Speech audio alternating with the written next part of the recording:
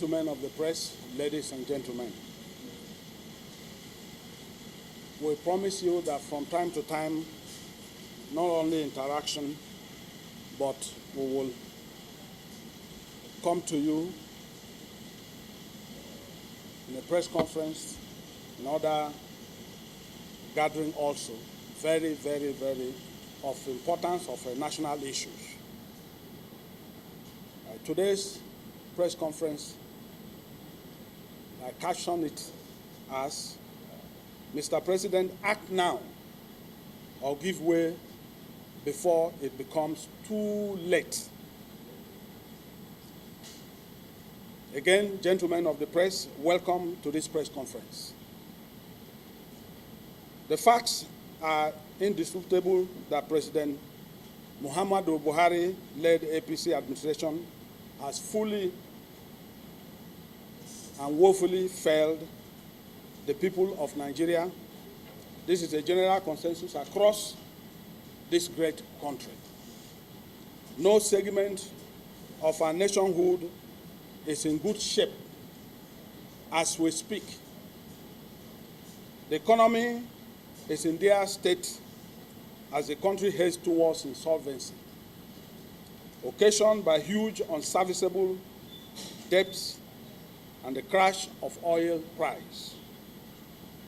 Nigeria continues to live in fear as security situation worsens and remains unabated. Corruption update.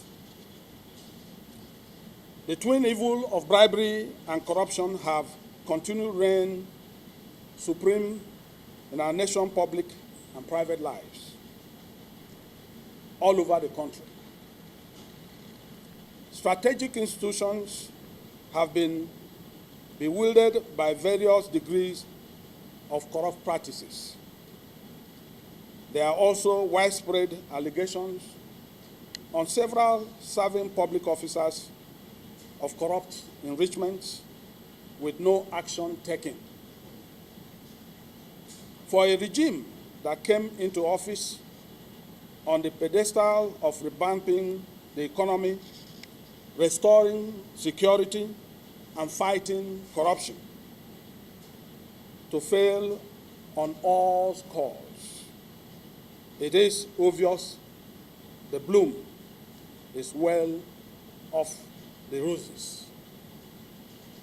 Reports just released from the State Department of the United States of America confirm this worrying development, that in Nigeria, public officials still engage in corrupt practice with impunity.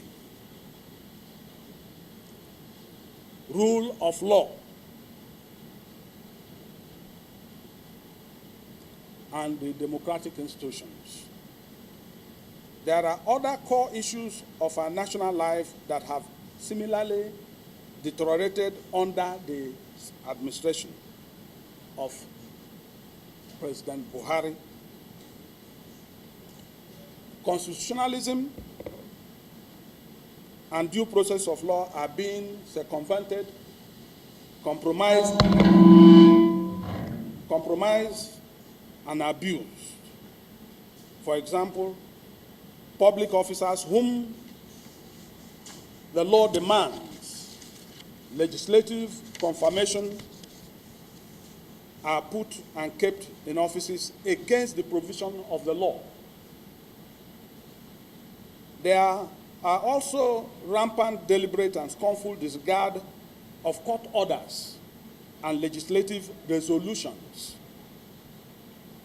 Furthermore, extrajudicial acts of security agencies have effectively compromised the fundamental human rights of all Nigerians. The several mindless cutting down of their lives of Nigerians all over the country are so example of reference. Even the little mileage made on the image of the country in the international community in the years before 2015 has been lost. One could go on and on. The problems are without end. The cumulative effect of all this, however, is the weakening of such critical democratic institutions like political parties, the electoral process, the judiciary, and the backbone of our nationhood, the military. Unemployment and its social effects. It is important to point out that the sociological root causes of the problems facing the nation, particularly the violence and crimes across the country, are poverty, hunger, illiteracy, and economic and political deprivation arising from unemployment and mismanagement. Until these fundamentals are resolved, the country will continue to experience violence and crimes and incomplete state of insecurity,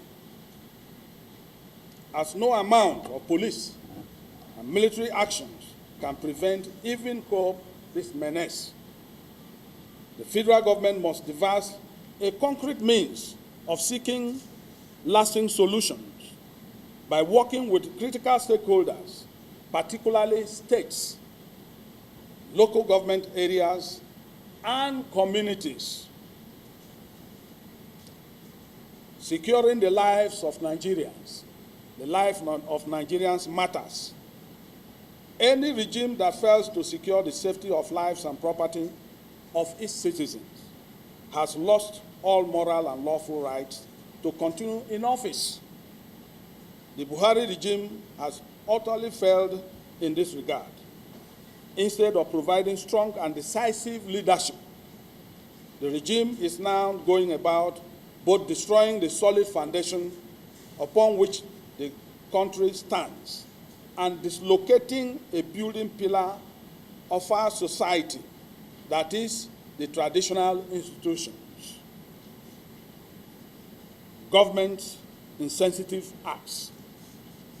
Last week's insensitive exclusion of the whole Southeast zone and Edo State from the benefit of the whopping 22 billion loan and the unlawful deposition and banishment of Emir Muhammadu Sanusi II of Kano at a time when all hands are needed on deck to rescue our country,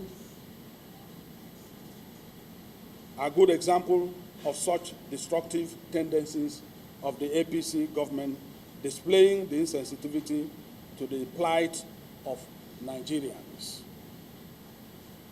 Coronavirus stroke, black soot pollution, and response to disaster.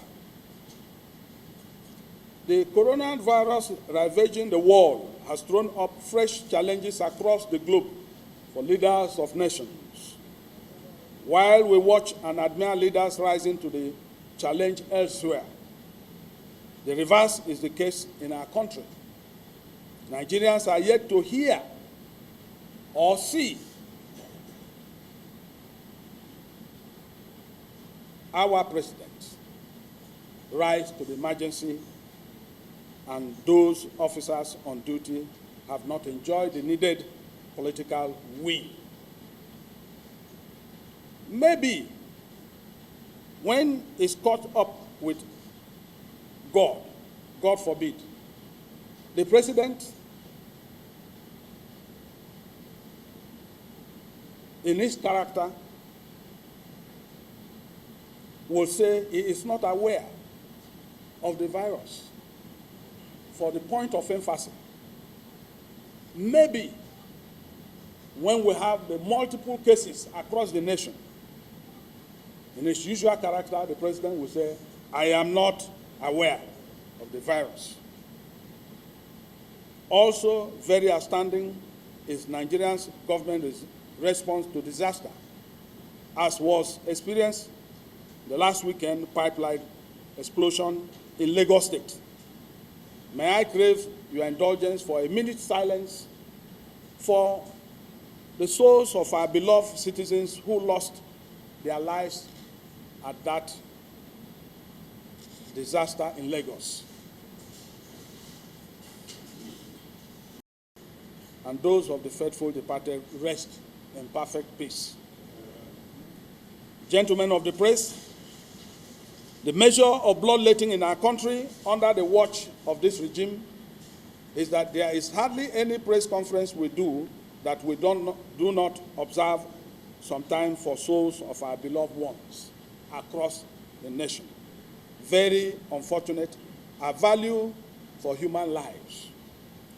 Another disaster waiting to happen in this effect is the black soot in the Niger Delta, especially Port Harcourt, with its attendant health hazard to the populace and no serious response being given from the federal government. You are aware of the black soot in Port Harcourt and across the Niger Delta, where the carbon oil and home of carbon is everybody, the smokes around the Niger Delta because of illegal bunkering and illegal refining of crude oil, and no response till today from the federal government. Our demands. Consequently, at this hour of peril to our country, PDP is calling upon President Buhari to wake up and give this nation a firm, purposeful, consultative, and all-inclusive leadership. Our party is of firm conviction that our problems can be successfully resolved if there is a fair and effective leadership at the top. It is now time to give this leadership or give way to capable hands. In conclusion, the point we are trying to underscore here very loudly is that this country is sitting on a time bomb and we must not allow it to explode. We in PDP have our genuine fears that this government and its managers lack the needed capacity to lift us out of the wood because we got into it from inception due to their incapacity.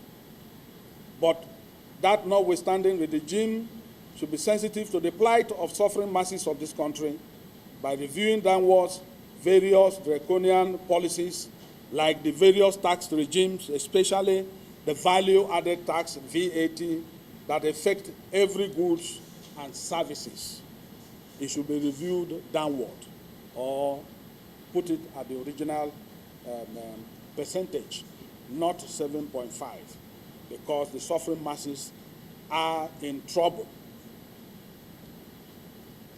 The government should avoid pouring fuel to an already burning inferno with the reckless and lawless attitude to human rights issues, which worsens the situation and expose the country to further ridicule. When you depose a traditional ruler and deprive him and his family of their fundamental human rights, and in less than 24 hours, the United Nations gives him an exalted appointment, it says a lot how you are rated globally.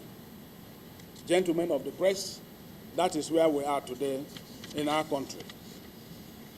We want to thank you for coming and ask that God bless you all. You are aware that, yes? Oh, okay. I think that only one issue or the other will not resolve the issues in Nigeria. This has been clearly stated in my press conference. In terms of stock, and that the goods and services that the common man enjoys will be affected with this global outcome. And therefore, they should revert back to the original percentage of VAT. The other one is a normal situation where you see some grievances, and that is an internal matter.